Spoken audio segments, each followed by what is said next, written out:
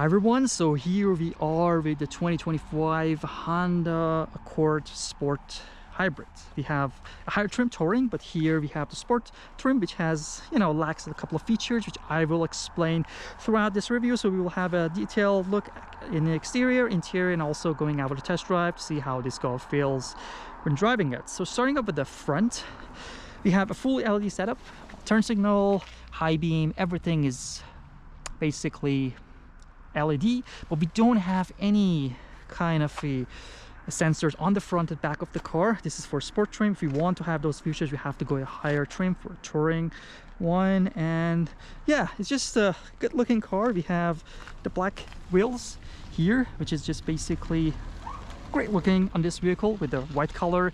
We also have a matching color with the mirrors. We have the LED turn signals on the mirrors, which looks amazingly well, I would say. The car is bigger than a Civic, and it's just like a fastback kind of a design. And the good thing about this car is has the full LED setup on the back. So we have everything, turn signal, reverse light, everything, brake, everything is LED, which is pretty nice for this car. And we have a pretty big trunk space, great for a family of 4. You can fit a lot of different things in this back trunk space, and you won't feel any lack of space, honestly. It's just great. So yeah, generally amazing car, beautiful, and let's see what it feels to sit inside of it and what features it has got. All right, so sitting inside the 2025 Honda Accord Sport Hybrid. So first thing that you notice is as you close the door, you're welcomed with this beautiful animation from Honda with the shim showing the Honda logo, as well as showing you that you are indeed driving a hybrid. So we are in the mid trim. It's not the top of the line touring, but we have a couple of nice touches here. Everything is just soft touch. We have leather here, leather here. The seats are leather, and we also have memory seats for 2 people, as well as the fully power seats for the driver's seats. Let's fire up the vehicle to see the gauge cluster. So as you turn on the vehicle, the seats just goes forwards, and when you turn it off, just goes backward. Let me just turn this off. So basically we have a fully digital gauge cluster. It's around like 10-12 inches, and it has a lot of information, but at the same time it is not customizable at all. So you don't, you can't just change a lot here. It is just kind of fixed. You only can change the information here, like what we want to see here, but not a lot of customization in compared to its rivals, which has a lot of customizations. And that's a negative point for Honda, I would say. You have the leather wrap steering wheel with the heated steering wheel as well on the steering wheel. A lot of active safety features, which we will discuss in the test drive. We have a bigger infotainment from Honda, but pretty basic. I will explain that in the test drive, what features it has got and everything. But basically, you can just set a lot of settings here. Nothing special, nothing super fancy here in compared to rivals.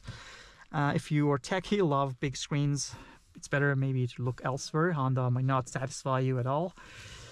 You have a nice design similar to other Honda vehicles. The air vents are hidden here. Nice clicking sound when you just change the direction of the vents. I love how they feel. I love how they sound. Piano black here. It's just in a perfect spot. It doesn't get a lot of... It do get a lot of fingerprints, but at the same time, it is somewhere that you're not going to touch a lot. We have the dual zone climate control. We have this nice clicking sound, which is pretty satisfying, feels luxurious. I love how they sound. Heated seats on the front, not on the back on this trim. We also have the piano black, something that I don't like to see. It just gets a lot of fingerprints. Yeah, it's just not nice to have such thing here. It would have been, better if you had a plastic here.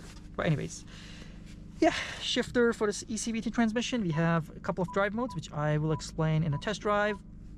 But as you can see, when you just change the drive modes, nothing changes on the cluster. That's not good at all. We have the EV mode here, electronic brake and the brake holds. Pretty spacious console here, as typical for Honda. Leather seats, as I mentioned. They are, quite comfortable, I would say. Power seated for the driver. And yeah, that's pretty much it. We have a tiny moonroof and a sunglass holder. So let's see how this car feels in the test drive. All right, so here we are with the test drive of the 2025 Honda Accord Sport Hybrid. So starting off with a bit of city driving, this car is amazingly smooth because it's hybrid. So you don't feel a lot of road noise, engine noise, and the city driving speeds, and it has phenomenal fuel economy. It's around like 5.56. It just makes the car a perfect vehicle for the day-to-day city driving. And also it is just hybrid vehicle, so it has a lot of power under the hood. So you have around 200 horsepower, 230-40 pound-feet of torque, which is more than enough for a car of this size. And also it just makes the driver both in city super smooth and on highway pretty fast, and getting up to speed is no issue, which we will be testing in a second right now.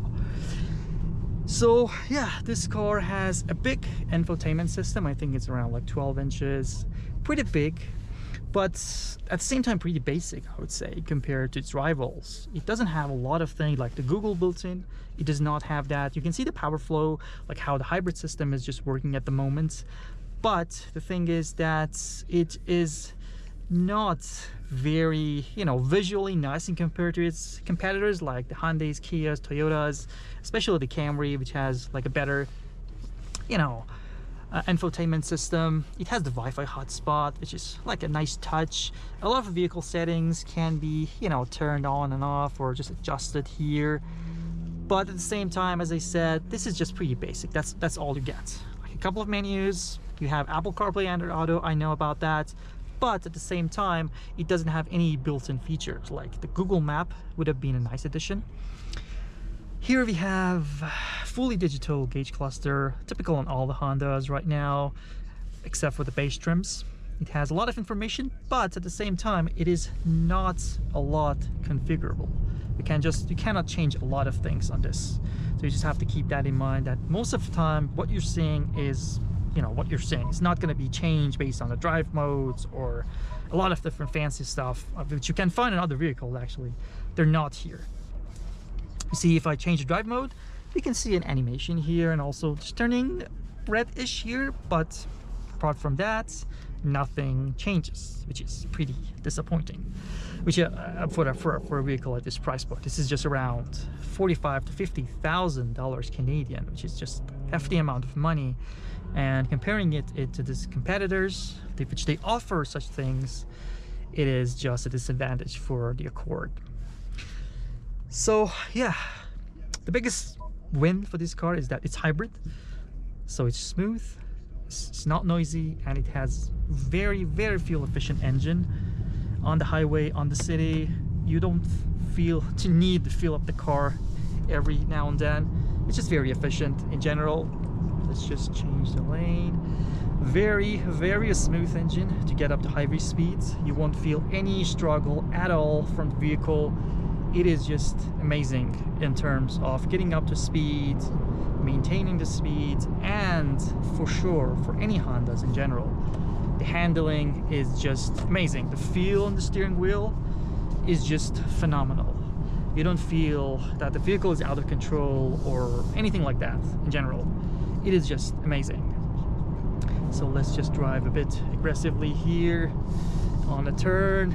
What do you expect from Honda? To be pretty stable, and the vehicle is not noisy that much. I'm just pushing it to the maximum right now, and it's not that noisy, honestly.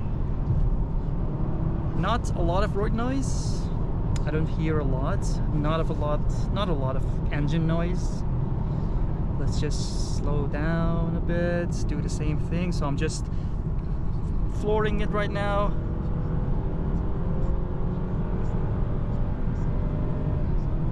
Yeah, not a lot of engine noise coming. It's just smooth engine in general. Doesn't annoy you at all. Just pretty smooth, pretty calm, and at the same time pretty powerful, I would say. So yeah, in general, you won't feel the lack of power or anything at all. We have a lot of active safety features on the Accord, which one of the best ones is the lane keeping assist. So right now I'm not touching the vehicle steering wheel at all. but the vehicle is perfectly keeping itself in the line without even needing me to touch the steering wheel. But at the same time, it will keeps, you know, bugging you to put your hand on the steering wheel. You see steering required because it's not a Tesla or self-driving car, obviously. Let's change the lanes. It has a amazingly working well that cruise control, keeping the vehicle distance, and you don't need to touch the brakes or anything. So right now I just set it, and the speed, let me see, yeah, so the adaptive cruise control is on. I've just set it to 97. Let's just go all the way to 115. And as you can see, I'm not touching the brakes, I'm not touching the steering wheel. The vehicle is just driving by itself amazingly well, and we will see that on this turn right here. So before that, we have these blind spot indicators on the mirrors, beeps at you when the car is on your blind spot for sure.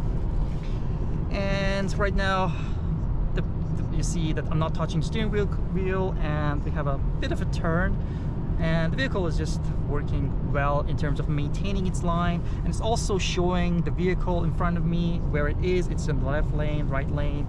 Yeah, pretty amazing. Let's just go over this turn.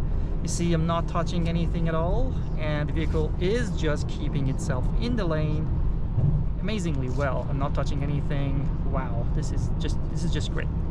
Yeah, that's pretty much Honda, what we expect from it. Perfect active safety feature. It also has the kind of a radar that scans the different signs on the road. So you see it's just showing me the different signs. It's like this is 60 here, it just shows here, like no passing, showing here. Pretty nice and helpful when you are missing something on the road. It is just showing there, so you know how much speed limit. As you can see here, I'm not touching the brakes. The vehicle is braking by itself, keeping the distance with the front vehicle and also turning. So we have amazingly well active safety features, and also the driving assist, keeping in the lane, keeping a distance amazingly well, no issues at all.